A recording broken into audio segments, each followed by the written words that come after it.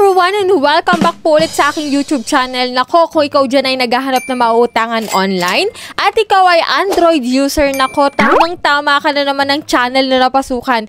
Kasi dito may panibago tayong loan application na nakita sa Google Play Store. Alam nyo ba, bago matapos itong taong 2023, may lumabas naman na bago. At ang pangalan nga nito is si Peso Kwento. Ano kayang kwento ang hatid nitong loan application na to sa atin, no? Sana itong loan application na to yung one of the promising kahit patapos na yung taon, no? So, check muna natin kasi dito, nagpapaloan daw sila ng 60,000 pesos na in just 3 minutes lang daw, pwede mo na ma-receive yung pera mo. Pero syempre, pag ikaw ay first time na uutang pa lang dito, lalo't bago to, itong 60,000 pesos is medyo malayo muna, no? Kasi kapag first time ka, hindi po ganyan kalaki. So, check muna natin kung anong meron dito sa app. So, wag ka muna mag-install, wag mo muna itong i-download at wag ka muna mag-a-apply hanggat hindi mo pa napapanood tong video na to. Kasi dito guys, sisilipin natin kung anong meron dito kay Peso Kwento. Kasi nung nakita ko siya sa Google Play Store guys, mataas yung kanyang stars. Meron siyang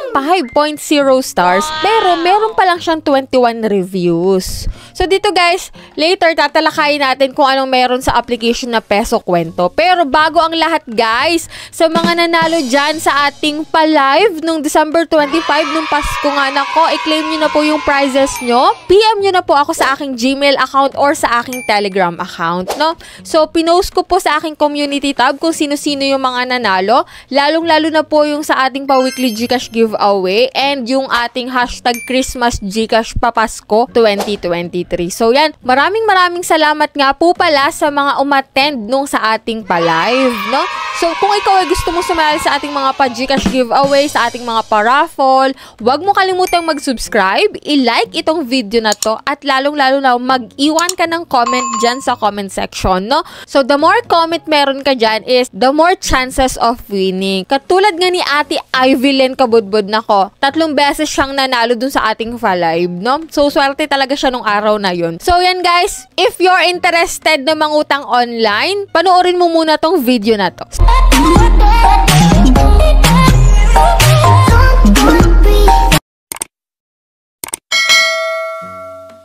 So, disclaimer no, hindi tayo agent or promoter nitong si Peso Kwento. So, sa katunayan nga guys, bago pa lang siya natin a-applyan.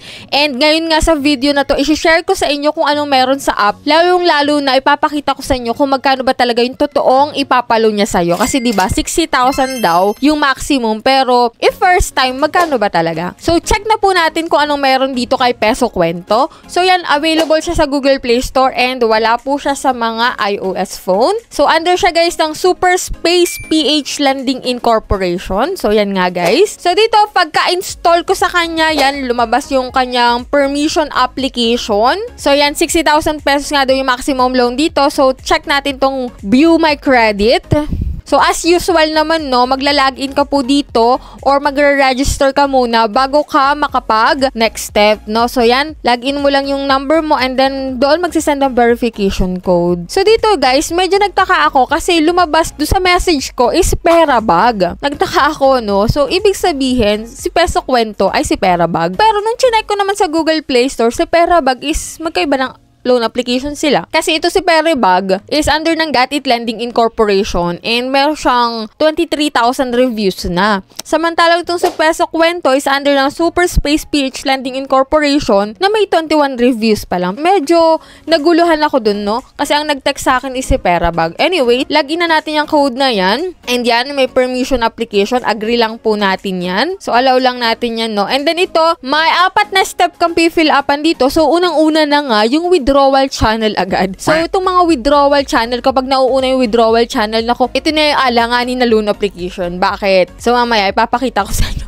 So, yan guys, nakalagay na agad yung withdrawal channel. M. Luhulier, Gcash, Coins, Paymaya, RD Pawnshop, and GrabPay. So, ito na nga guys, no? So, after mong ilagay yung iyong withdrawal channel, ayan, 16,000 daw yung maluloan mo. And meron siyang loan term na 91 day. And ang interest nga dito na ibabawas sa 16,000 pesos is 580. Pero, buo mo daw makukuha yung 16,000 pesos. Idadagdag na lang daw yung 580 na interest once na ikaw ay magbabayad na. So, yan. Nakalagay naman, no? So, i-click natin yung get the loan. kung makatotohanan to. And may facial recognition dito, no? So, start detection na. And dun sa last step, congratulations na agad. So, after 45 minutes daw, i-check mo yung loan application kung approve ka ba or hindi. Yan nga yung sinasabi ko, no? Kapag nauna po sa isang loan application, yung paglalagay ng withdrawal channel, hindi ka muna nag-fill up ng personal information mo, work information, address, and emergency contact. Yan yung mga loan application na hindi mo alam kung approve ka ba or hindi. Hindi mo alam kung magkano talaga yung totoong marireceive mo. Kasi dito sa Peso Kwento, nauna yung withdrawal channel eh. And wala na akong pinilapan na personal information, wala na akong pinilapan na emergency contact. At the end, 16,000 pesos daw, pero hindi malinaw kung magkano yung marireceive ko. Pero nakalagay naman na buo ko daw makukuha kasi idadagdag na lang yung interest kapag ako ay magbabayad na. Medyo magulo tong si Peso Kwento. So, ito talaga yung kwento ni Peso Kwento na loan application. Nako, kung napadaan sa inyong screen itong si Peso Kwento,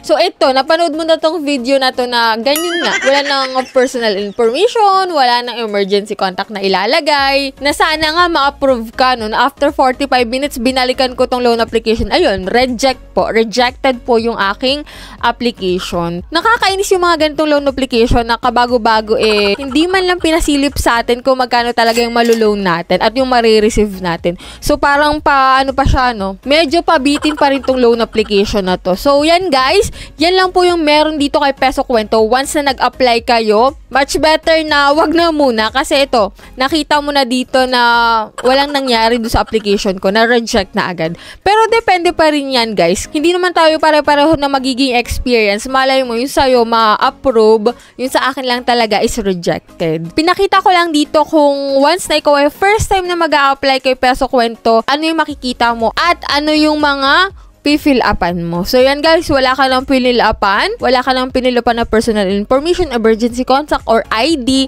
basta ka lang naglagay ng withdrawal method. So, yan lang guys yung meron dito. So, sa mga hindi pa po dyan nakasubscribe sa aking YouTube channel, pakiclick po yung subscribe button at i-on nyo na yung notification bell para updated kayo sa mga naglalabasan na bagong loan application sa Google Play Store and sa App Store. And that's all for today. So, bye-bye na muna guys!